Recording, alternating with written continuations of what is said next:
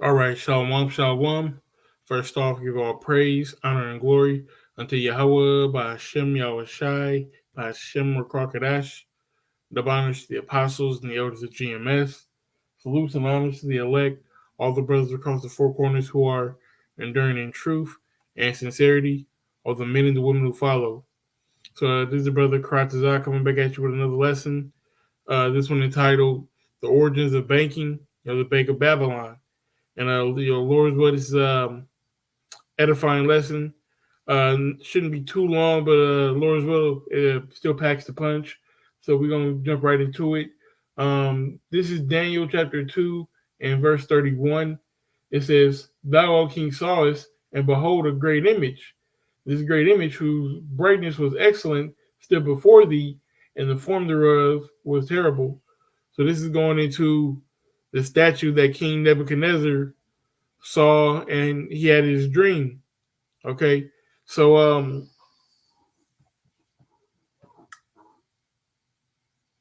if you don't know the story, if you're not familiar with the story, the King Nebuchadnezzar had a dream.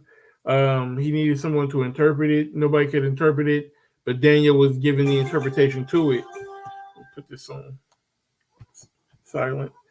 Um, this is the interpretation. All right, he says the image's head was of fine gold, and his breast, his arms of silver, his belly and his thighs of brass, his legs iron, and his feet part of iron and part clay. Right. So we're just going to focus on that head being fine gold. All right. If you know or you understand this breakdown, I'm sure you can find the full breakdown, but we're going to just focus on the head being fine gold. And if you notice, the head is gold, the breast and the arms are silver, the belly and the thighs are brass.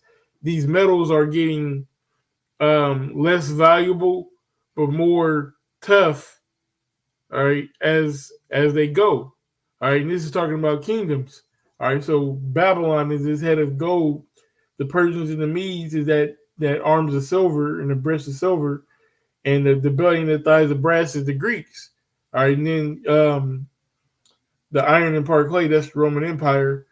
Um, but why, we always, or what we've been trying to focus on as a camp here in Nebraska is, what separates it, what makes this head gold opposed to the Persians and the Medes.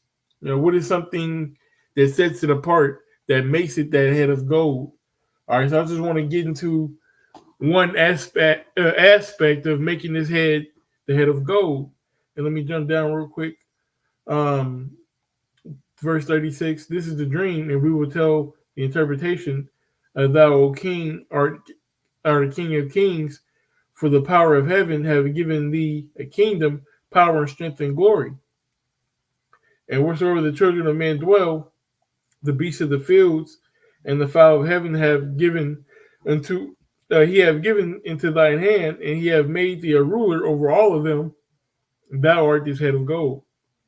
So Nebuchadnezzar and the Babylonian kingdom, okay, which a lot of people call the Neo-Babylonian kingdom, is this head of gold. So let's get into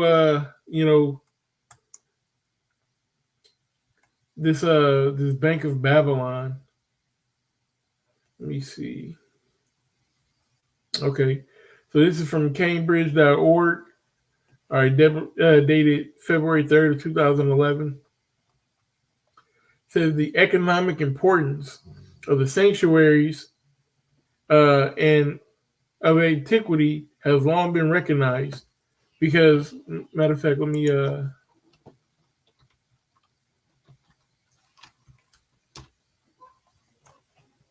so if you ever seen one of these in Babylon, this was their temple. It's called a ziggurat. Okay, it's going to explain that the temple was more than just a place of worship in Babylon. Okay, the Babylonian shrines were no exception. Not only were they chief Mesopotamian temples, not only were the chief Mesopotamian temples religious centers, law courts, schools, and archive depositories, but they were also banks, all right, and mercantile establishments. Indeed, as fiscal institutions of Babylonian, as fiscal institutions of the Babylonian economy. The importance of the sanctuaries cannot be overemphasized. In financial or monetary transactions, the position of the Babylonian temples was not unlike the national banks, as they carried on their business with all the added weights of an official authority. So these temples, these ziggurats, all right, they were like a one-stop shop. All right, you went to court there, you went to school there, um, you can exchange money there, and we're gonna read some other things about it. All right, just going back into a little bit of history, you had this guy. Let me see if I can pull up his name. Bardi.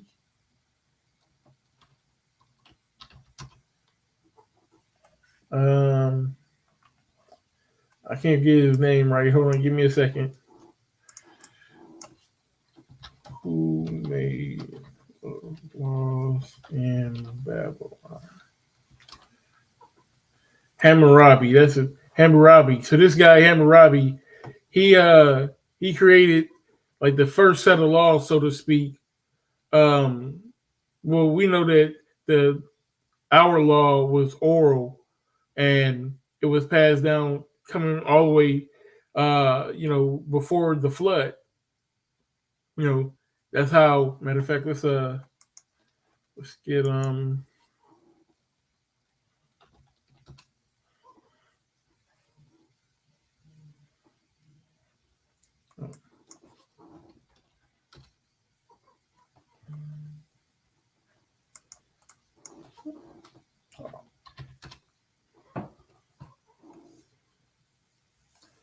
right, here we go.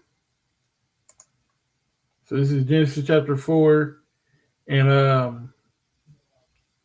I'll start at 1. It says, and Adam knew Eve his wife, and she conceived and bare Cain, and said, I have gotten a man from the Lord. And she again bare his brother Abel, and Abel was a keeper of the sheep, but Cain a tiller of the ground. And in process of time, it came to pass that Cain brought forth fruit from the ground as an offering to the Lord.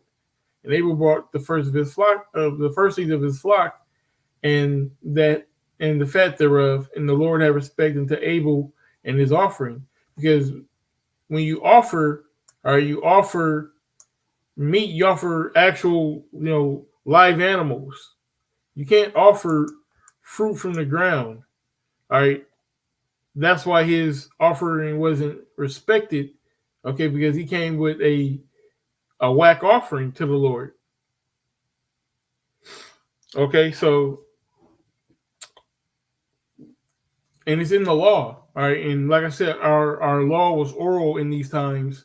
So just proving that the law was there. But this guy, going back to the point, this guy Hammurabi, he came up with a set of laws at the time, because these the people in these ziggurats who were changing the money, they were like taxing people, like overtaxing people.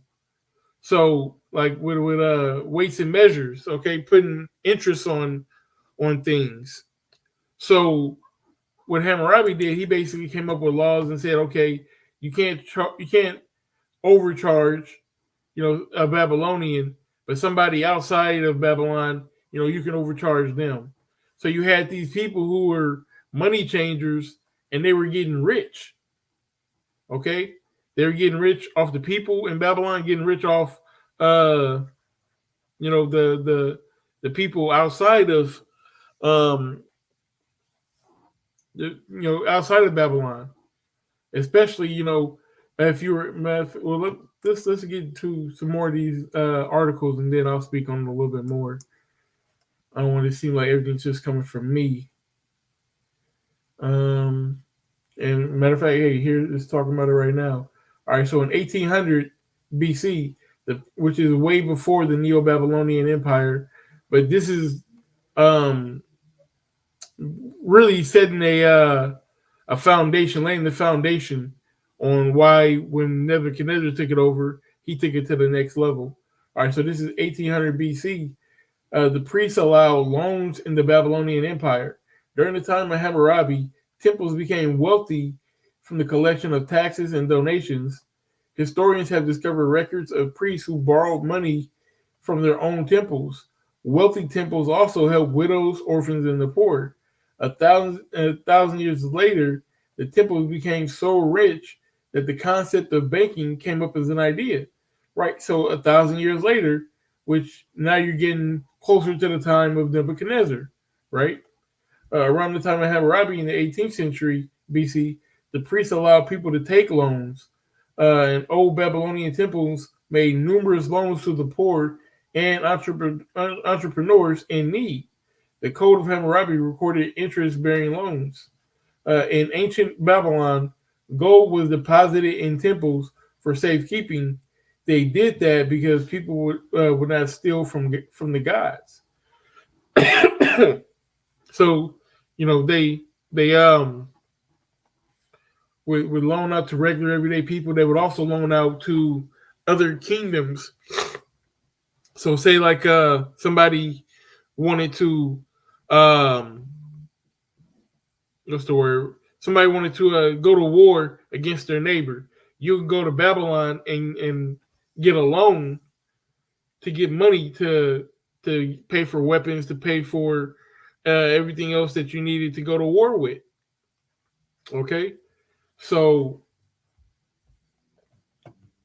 Esau took that same concept, okay, and made it and furthered the wickedness, I should say, by uh somebody going to war, and he gave them the loan, but then he would also loan their opponent, okay, and fund both sides so that they control pretty much the outcome of the wars.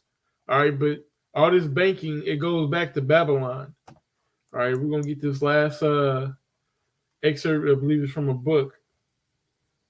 All right, this last one was from Satori.com, Sakya. This is from JStore.org. All right, it's from this book, The Origins of Banking, Religious Finance in Babylonia. And I'm going to just read this excerpt. The Origins of Banking, Religious Finance in Babylonia. The economic importance of the sanctuaries in antiquity has long been recognized. Okay, so that's pretty much the first paragraph from over here. Official authority says all the religious, financial, and organizations. The outstanding one that was summoned. Let me just get to the meat and potatoes.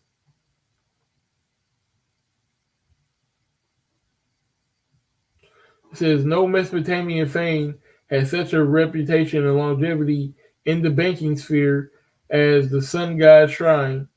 So as these people are going to the shrine, they're giving their alms, they're paying their tithes, they're paying these temple prostitutes. They're I'm gonna keep reading because I don't want to give away the information before I have to read it. All right, it says it's believed that this temple was the first bank in the world. While it had a non-existence for about 3,000 or 4,000 years, its extant financial records do not date beyond the reign of Sabun, says the third king of the first Babylonian dynasty. How did this temple bank originate? I believe that its inception may be traced to the character of the revenues of the Babylonian sanctuaries, and an important source of the regular income of the shrines was the tithe, payable not only by private individuals, but by the Babylonian cities and the royal family as well. Here's an example of a tithe accounting. So this is like somebody tithing. He says, here's an example of tithe account relating to the script of grain by the temple of Samas and Sapor. So you can tithe with grain. You can also use the say like you tilled your land, okay, and you're not selling your grain, but you just need to store it. All right. you could store your grain in the temple, all right, in the bank, and they would hold it for you. So there was a lot that you can do in these temples. They were just more than just for religious purposes. And like I said, all the money that's being exchanged, all the money that's you take a loan for 5,000, and then they charge you a high interest rate, and you got to pay back 12,000. You know, it boomed the economy, and then in the time of Nebuchadnezzar, he furthered it by taking over different lands, plundering temples, um, and taking the funds, taking the spoils, and reinvested it into his. Let me see. Um,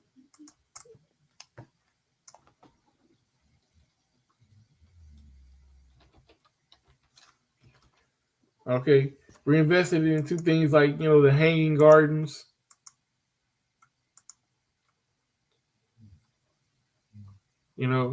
You had Ishtar Gate. There we go. You have the Ishtar Gate. Things that were never seen in other places of the world. You had what's it called? The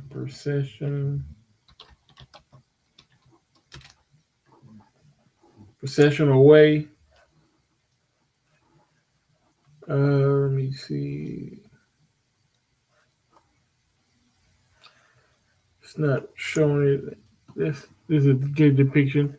So the processional way, you would come through the gates of the hanging or the Ishtar Gate, and it was a street. Okay, a long street, long road. Matter of fact, here we go. This long road right here, and it was paved with limestone, and every stone had an individual prayer written on it. It was just like you didn't see these things in other cities. All this goes into why it was the head of gold. Okay, you just did not see these things, and the banking system helped tremendously with increasing the value. So that's really all I wanted to get with this. Like I said, it wasn't gonna be too long, but Lord Joy was edifying, and we give all praise, honor, and glory unto Yahweh by Hashem Yahweh Shai, by Hashem Rakar Give double honors to the apostles and the elders of GMS. Salutes and honors to the elect, all the brothers across the four corners who are enduring in truth and sincerity of the men and women who follow. Shalom.